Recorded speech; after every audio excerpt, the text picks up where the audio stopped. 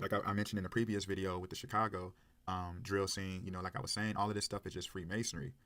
When you understand how the Freemasons, they infiltrate, real people's lives, and they set up their plants, they set up their agents to influence real people, and it's very important to know how all this stuff operates. So when you obviously understand the Freemasons use their hand gestures, you see what I'm saying?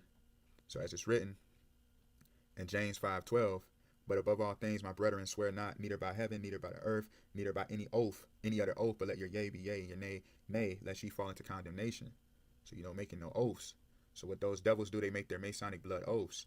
So that's why it says in Ephesians 4:14 that we henceforth be no more children, tossed to and fro, and carried about with every wind of doctrine by the sleight of men and cunning craftiness, whereby they lie in wait to deceive. So you see, they send in their agents to get real people, to fall by the sword so they can do their sacrifices.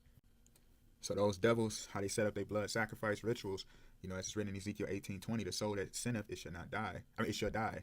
Because, the wages of sin is death. So what they try to do is they try to get people to, they get real people involved in these things so they can make them lose that faith and lose that connection to the Father via the Son of God, so that they can go to work on them, then they can do their sacrifices.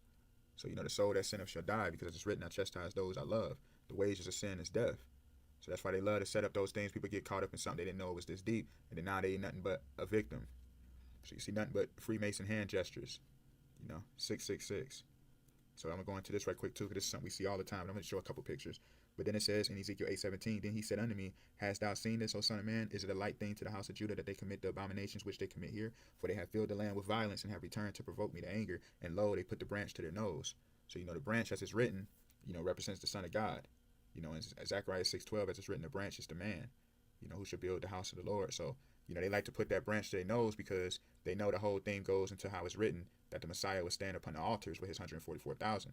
So he has to climb, he has to walk up the altar with his 144,000. So that goes into that trying to hinder him from being able to breathe. They want to block the breath of life, reject Christ, So you see that whole thing, how K Flock, you see that whole thing throwing up the 666, while he's doing the branch symbology,